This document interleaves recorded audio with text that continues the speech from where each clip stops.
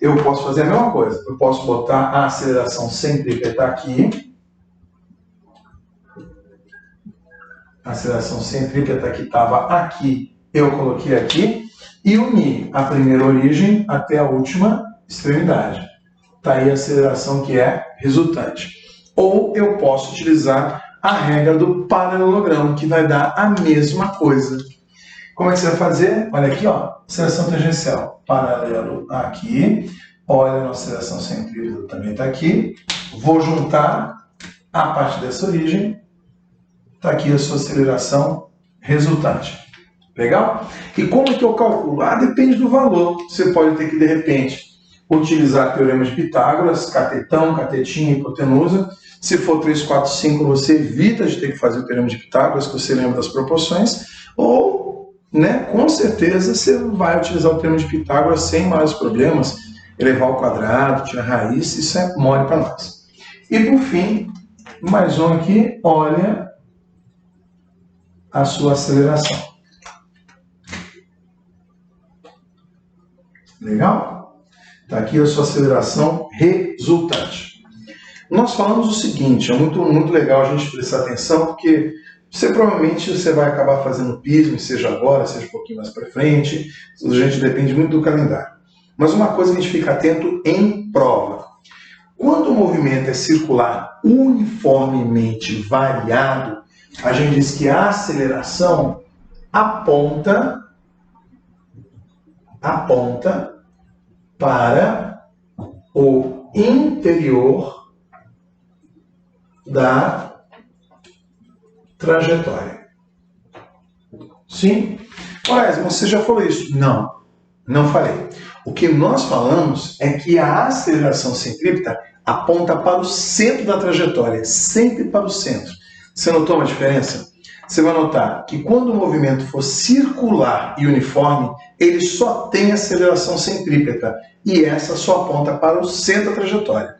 Quando você tem a soma das duas acelerações, ela não aponta para o centro da trajetória, ela aponta para a parte interna da trajetória, que é diferente de apontar para o centro dela. Então, muita atenção na hora de você ler questões de prova. Quando o movimento é circular uniformemente variado, a aceleração resultante aponta para o interior da trajetória.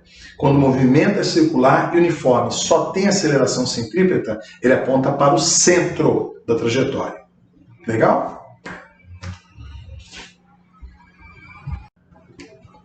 Bom, então vamos lá. Última parte desse capítulo de vetores é a velocidade vetorial média. O nome parece não é muito grande, assim, né? Acredito que não seja grandes problemas, porque você já conhece a velocidade média. Você sabe que a velocidade média a escalar é o seu ΔS sobre o seu ΔT. Você vai ter lá a sua distância percorrida dividido pelo tempo. Você, na verdade, já usa essa velocidade vetorial média quando você acessa um Google Maps. Na outra aula, inclusive, eu botei um mapazinho do Google, marquei para você uma distância, botei o tempo médio de viagem. E é interessante quando você usa esse tipo de localizador, ele te dá normalmente distâncias em linha reta, ele dá mais ou menos a média da distância percorrida. Você faz a viagem e fala, gente, deu mais aqui no meu marcador de quilometragem do que, de repente, o Google Maps me informou. É porque ele trabalha com o guia de localização global, né, de posição por satélite. E ele te dá a distância básica entre dois pontos, que é exatamente o que nós vamos fazer agora. E aí ele vai te dar a velocidade vetorial média.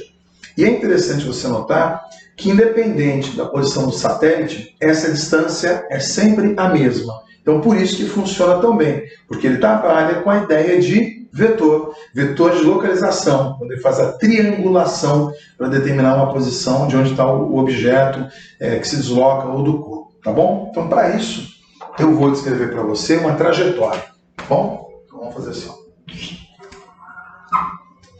Então, está aí uma trajetória qualquer. E eu vou fazer o seguinte, eu vou pegar a minha posição inicial, esse zero que está aqui, e vou até a posição final, S. Essa parte que eu estou reforçando a trajetória, efetivamente, é a sua distância percorrida. Esse que a gente está marcando aqui é o seu ΔS. É o que você já está acostumado a fazer. O que vai mudar agora para você? É que a gente vai determinar o nosso vetor, ΔS ou nosso ΔS vetorial, ou ainda a nossa distância vetorial percorrida. Para isso, você imagina que tem um satélite de qualquer posição que você quiser, ou se você preferir chamar, de uma origem em qualquer ponto aqui do quadro. Então, por exemplo, vou escolher esse pontinho aqui para ser a minha origem. A partir dessa minha origem, eu vou marcar o meu vetor posição inicial, que está aqui. Esse é o meu vetor posição inicial, que eu chamei de R origem, né, zerinho, vetor.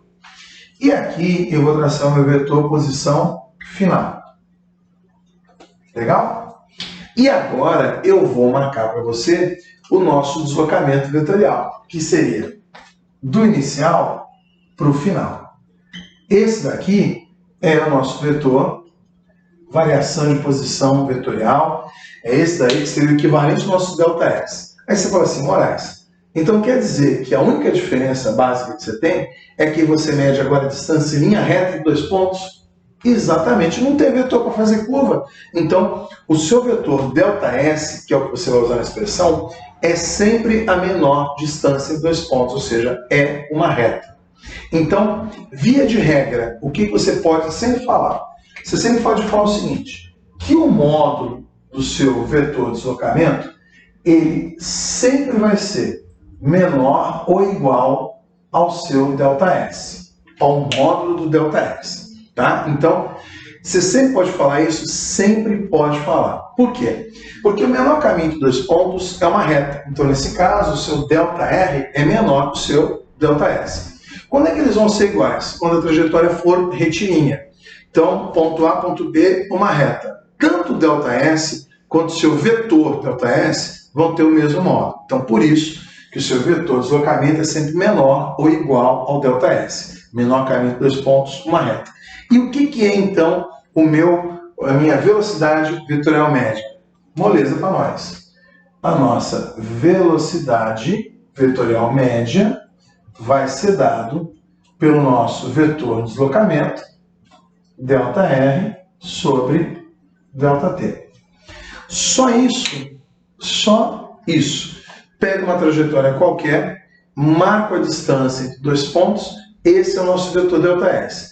É aquela história, Moraes, eu vou aceitar porque é física, não vou me complicar. Não, eu quero que você note que o que você aprendeu como ΔS continua valendo inclusive para vetor. Você se lembra como é que você calculava o ΔS? Vou puxar aqui no cantinho. O ΔS é a sua posição final menos a posição inicial. É o escalar. Show de bola? Está escrito a mesma coisa aqui. Vou até reforçar a pontinha dos vetores para a gente, ter essa certeza. Ou melhor, vou até representar isso aqui com outra cor para ficar mais destacado para você. Ó. Olha aqui. Vamos lá? Você se lembra novamente da regra do nosso elefantinho? Ele vai de onde mesmo? Da ponta do rabinho até a extremidade da trombinha, junta com a ponta do rabinho, a extremidade da trombinha. Então, vamos lá. Olha uma origem aqui. Aqui, origem, extremidade, origem, extremidade. Então, quer dizer o seguinte, que o que está representado aqui está dizendo o seguinte, que o vetor posição final é igual, o vetor posição final é a soma do vetor posição inicial mais o nosso vetor variação de posição. Mas o que está escrito aqui está escrito lá? Sim. Olha que doideira. Se eu pegar esse nosso vetor posição inicial e passar para cá, ele não virar negativo, então o meu vetor variação de posição realmente é a posição final menos a posição inicial. Então, o que nós aprendemos até agora só foi fortalecido exatamente com essa ideia. Ou seja, a regra do paralelogramo, a regra do elefantinho, está informando coisas que você já sabia, só que a gente está expressando com outra linguagem. O vetor é uma forma de linguagem. Então você representa força, você representa movimento, com velocidade, aceleração, deslocamento.